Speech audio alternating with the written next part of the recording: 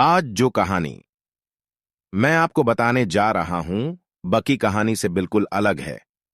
यह कहानी ज्ञान से परिपूर्ण है। यह कहानी बहुत ही महत्वपूर्ण है। यह कहानी है चकवा चकवी की कहानी। सुनाएंगे। इससे पहले अभी तक आपने हमारे चैनल को सब्सक्राइब नहीं किया है, सब्सक्राइब कर ले।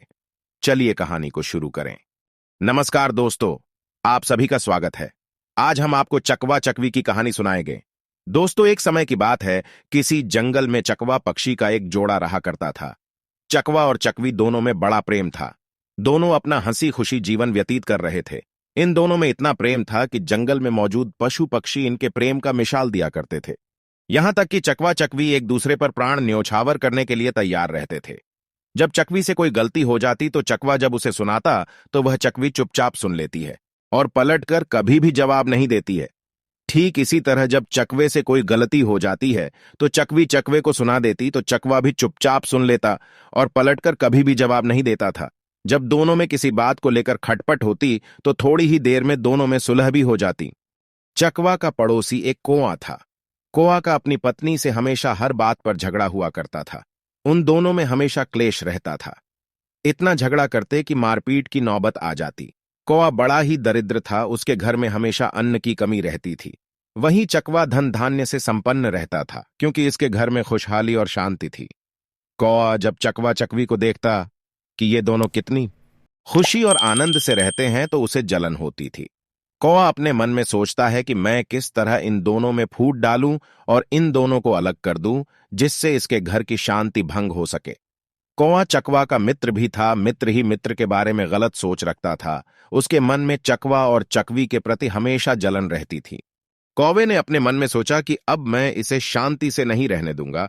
जब मेरे घर में झगड़े और लड़ाइयां होती हैं, मैं परेशान रहता हूं, तो फिर यह कैसे सुख शांति से रह सकता है। अब इसके घर में भी अशांति फैलानी है। इसका जीवन भी हमें नरक करना है। जब कभी भी चकवा घर पर नहीं रहता तो कौआ चकवी के पास जाता और चकवे के बारे बुराई करता और कहता कि चकवी बहन, चकवा भाई आपसे बिल्कुल भी प्रेम नहीं करते। वह तो किसी दूसरे से प्रेम करते हैं। मैंने उन्हें कुछ समय पहले किसी अन्य से बात करते हुए देखा। कौवे की इस बात को सुनकर चकवी को बिल्कुल भी भरोसा नहीं होता था। चकवी कौवे की बात को नहीं सुनती है और उसके बात को हवा में उड़ा देती है।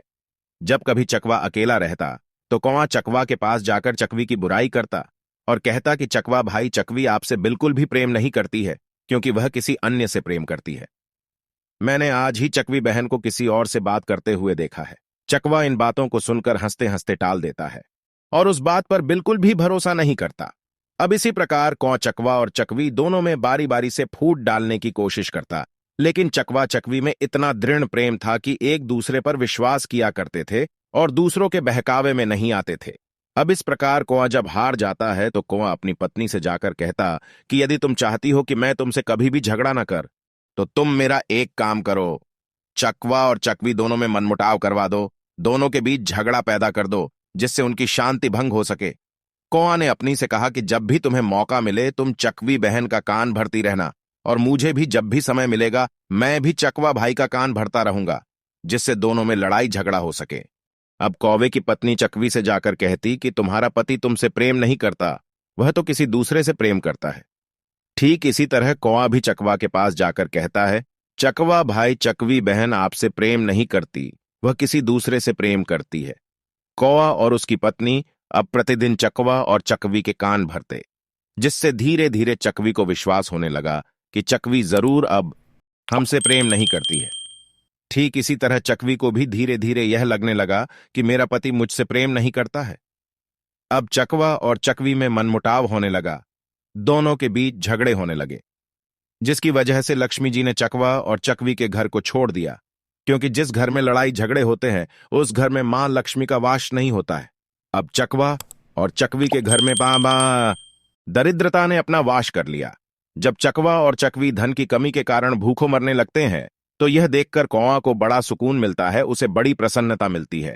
एक दिन चकवा को यह एहसास होता है कि हमारे लड़ाई झगड़े की वजह से यह सब हो रहा है, तो वह अपनी पत्नी से कहता है कि प्रिय, देखा तुमने, जब हम दोनों एक दूसरे से लड़ाई झगड़े नहीं करते थे तो हमारा जीवन कितना सुखमय था और हमारे घर में अन्न धन की कोई कमी नहीं थी। लेकिन जब से हम दोनों आपस में लड़ने झगड़ने करने लगे हैं तब से हमारे घर में अन्न धन की कमी हो गई है।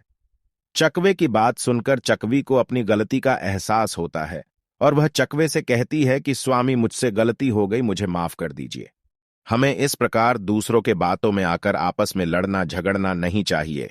तब चकवी ने चकवे से कहा कि इस समस्या के समाधान के लिए हमें क्या करना चाहिए। तब चकवे ने कहा कि यही पास ही गुफा में एक सिद्ध पुरुष महात्मा रहते हैं, हम उनके पास चलते हैं। वही हमारी इस समस्या का समाधान करेंगे और हमें यह बताएंगे कि हमें अब क्या करना चाहिए। यह सोचकर चकवा और चकवी उस महात्मा के पास चले जाते हैं और महात्मा को प्रणाम करके बैठ जाते हैं। जब महात्मा ने चकवा और चकवी के आने का कारण पूछा, जब चकवा की आंखों में आंसू आ जाते हैं, दोनों पति पत्नी रोने लगते हैं। चकवा विस्तार पूर्वक पूरी कहानी उस महात्मा को सुना देता है।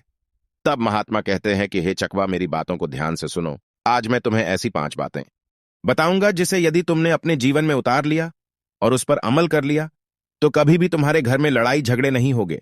इसके साथ ही जो मनुष्य मेरी इन 5 बातों पर अमल करेगा उसके घर में कभी भी लड़ाई झगड़ा नहीं होगा तथा उसके घर में कभी भी धन की कमी नहीं होगी और उसके घर से लक्ष्मी कभी भी रूठकर नहीं जाएंगी। महात्मा के द्वारा कही गई 5 बातें जो तुम्हारे जानने वाले होते हैं, सगे संबंधी होते हैं, जो तुम्हें अच्छे से समझ रहे होते हैं तथा जो तुम्हें अच्छे से जान रहे होते हैं, वही तुम्हारा जड़ काटते हैं। ये बात बिल्कुल सत्य है। जो व्यक्ति तुम्हें अच्छी तरह से जानता और समझता है, वही व्यक्ति तुम्हारे घर में झगड़ा लड़ाई करवाते हैं, जिससे घर में क्लेश उत्पन्न होता है। यही लोग आपके दुखों और समस्याओं का कारण बनते हैं। इसीलिए अपने करीबियों को राज्य की बातें या गुप्त बातें कभी भी मत बताना। अपने मित्र के सामने धनी होने का कभी भी दिखावा मत करना। अपने मित्र के सामने अपनी बड़ाई और दिखावा करोगे कि मैं बहुत धनवान हूं, तो वो मित्र आपके बारे में गलत धारणा बना लेगा और आपसे घृणा करने लगेगा तथा आपसे दूर रहने और सुनी सुनाई बातों में नहीं आना चाहिए। हमें अपनों पर कभी भी शक नहीं करना चाहिए। यदि आप अपनों पर शक करेंगे तो आप विनाश के कगार पर पहुंच जाएंगे।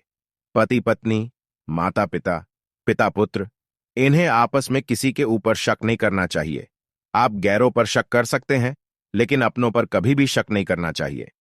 कभी भी बिना बुलाए समारोह और उत्सव में नहीं जाना चाहिए, क्योंकि यदि आप बिना बुलाए किसी समारोह या उत्सव में जाते हैं तो इससे आपके सम्मान को ठेस पहुंच सकती है, जिससे आपके मान सम्मान में कमी आ जाएगी। आशा करते हैं आपको हमारी आशिक कहानी बहुत अच्छी लगी होगी। कमेंट करने के लिए करें।